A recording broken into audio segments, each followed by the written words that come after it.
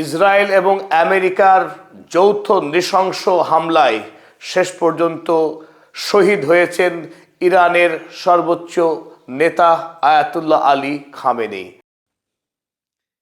انا لله و انا الیه راجعون. ملت بزرگ ایران، روح بلند پیشوای ملت بزرگ ایران و پیشقراول امت اسلامی حضرت امام خامنه ای با نوشیدن شهد گوارای شهادت در ماه مبارک رمضان به ملکوت اعلا پیوست. شورای عالی امنیت ملی در این زمینه بیانیه‌ای به این شهر صادر کرده است.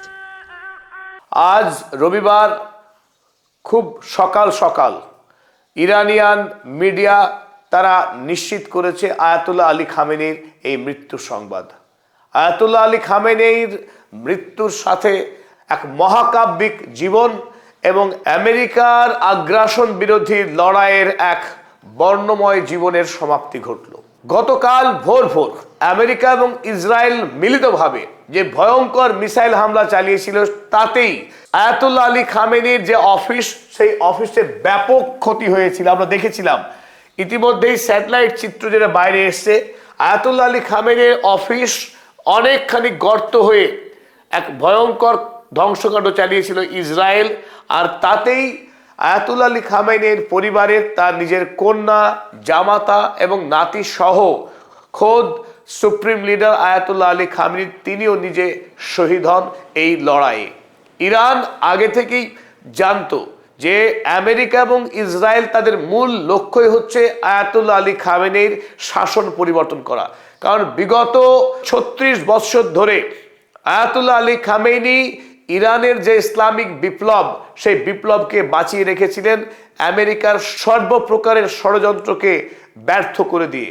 তাই এই মুহূর্তে যখন ইরান সামরিক দিক থেকে প্রকাণ্ড শক্তিশালী হয়ে উঠছে এবং ইসরায়েলের অস্তিত্ব সংকট দেখা দিচ্ছে, সেই মুহূর্তে রক্তপিপাসু যুদ্ধ অপরাধী বেঞ্জামিন নেতানিয়াহু তিনি শপথ করেছিলেন যে কোনো মূল্যেই এই আয়াতুল্লাহ আলী খামেনিকে তারা খুন করবেন, নতুবা তাদের শান্তি নেই। আর তাতেই যুক্ত হয়েছিল আমেরিকার রোগ প্রেসিডেন্ট ডোনাল্ড ট্রাম্প এবং রক্তপিপাসু যুদ্ধ অপরাধী নেতা বেঞ্জামিন নেতানিয়াহু। তারা মিলিতভাবে ইরানে গতকাল সকাল 9টার সময় যে মিসাইল হামলা চালিয়েছিল, সেই হামলাতেই শহীদ হয়েছেন ইরানের সর্বোচ্চ নেতা তথা গোটা পৃথিবীর যারা আমেরিকার সাম্রাজ্যবাদী আগ্রাসনের আন্দোলনে বিশ্বাস করেন। বিশ্বব্যাপী এই মুহূর্তে মানুষ শোকাহত, মর্মাহত। আয়াতুল্লাহ আলী খামেনির মৃত্যু, এই বীর সিংহের মৃত্যু মানুষ মেনে নিতে পারছেন না। কান্নায় ভেঙে পড়েছেন সারা পৃথিবীব্যাপী তার অগণিত অনুরাগী। এবং ইরানে 40 দিনের রাষ্ট্রীয় শোক ঘোষণা করা হয়েছে। যদিও আয়াতুল্লাহ আলী খামেনি মৃত্যুর আগেই তিনি তার উত্তরসূরি যে এই যুদ্ধকে নেতৃত্ব দেবেন তা ঠিক করে গিয়েছিলেন। আলী লারিজানি, তার একান্ত বিশ্বস্ত উপদেষ্টা, যিনি এতদিন সারা পৃথিবীর সঙ্গে ইরানের রাষ্ট্রীয় যোগাযোগ চালাতেন, সেই নেতা আলী লারিজানি তিনি এই মুহূর্তে দায়িত্বভার গ্রহণ করে যুদ্ধ পরিচালনা করবেন। ইরান যুদ্ধ থেকে বিন্দুমাত্র সরে আসেনি এবং সমানে গতকাল থেকে প্রত্যাঘাত করছে গোটা মধ্যপ্রাচ্য জুড়ে। সেই প্রত্যাঘাত এখনো অব্যাহত আছে। এমনকি ইরানের হাতে যে বিপুল পরিমাণে শক্তিশালী মিসাইল মজুত রয়েছে, তার বেশিরভাগটাই এখনো ব্যবহার হয়নি। যদিও তেল আবিব ইসরায়েলের বিভিন্ন প্রদেশে একাধিক জায়গায় হামলা চালিয়েছে। দুবাইয়ের এয়ারপোর্ট সম্পূর্ণ বিধ্বস্ত হয়েছে। বাহরাইনের বিস্তীর্ণ জায়গায় আমেরিকার নেভি, আমেরিকার সেনা ছাউনি ধ্বংস হয়েছে কাতারের আল উদেইদ সেনা ছাউনি। সৌদি আরবের রিয়াদ শহরে হামলা চালিয়েছে ইরান। গোটা মধ্যপ্রাচ্যে যে সমস্ত রাষ্ট্র ইরানের বিরুদ্ধে আমেরিকা এবং ইসরায়েলের সঙ্গে ষড়যন্ত্রে লিপ্ত হয়েছে, প্রতিটা দেশকে এবং মার্কিন সেনা ছাউনিকে তাক করে ইরান ইতিমধ্যেই হামলা চালিয়েছে। কিন্তু এটা খুব প্রাসঙ্গিক যে যেহেতু আমেরিকার মতো সামরিক পৃথিবীর সবচাইতে শক্তিশালী সামরিক রাষ্ট্র এবং ইসরায়েল, দুটি দেশ এক ঐক্যবদ্ধভাবে যখন ইরানে হামলা চালিয়েছে, তাই ইরানেও মারাত্মক ক্ষতি হয়েছে। ইরান এই মুহূর্তে বিরাট বিপদের সম্মুখীন। ইরানে ব্যাপক ক্ষয়ক্ষতি চালিয়েছে ইতিমধ্যেই এই দুই সাম্রাজ্যবাদী আগ্রাসনকারী রাষ্ট্র। তবুও এই মারাত্মক বিপদে দাঁড়িয়েও ইরানের মনোবলে এখনো চিড় ধরেনি। এমনকি সুপ্রিম লিডার আয়াতুল্লাহ আলী খামেনেইর মৃত্যুর পর যখন গোটা ইরানি জাতি শোকবিহল কান্নায় ভেঙে পড়েছে, তবু তাদের মনোবলে চিড় ধরেনি। তারা এখনো প্রতিজ্ঞ, এই লড়াই তারা চালিয়ে যাবে। আয়াতুল্লাহ আলী খামেনি যে আদর্শ, জীবনের শুরু থেকে তিনি একটি আদর্শ বিশ্বাস করতেন, আমেরিকা ইরানের সবথেকে বড় শত্রু। 1981 সালে তিনি ইরানের রাষ্ট্রপতি হয়েছিলেন।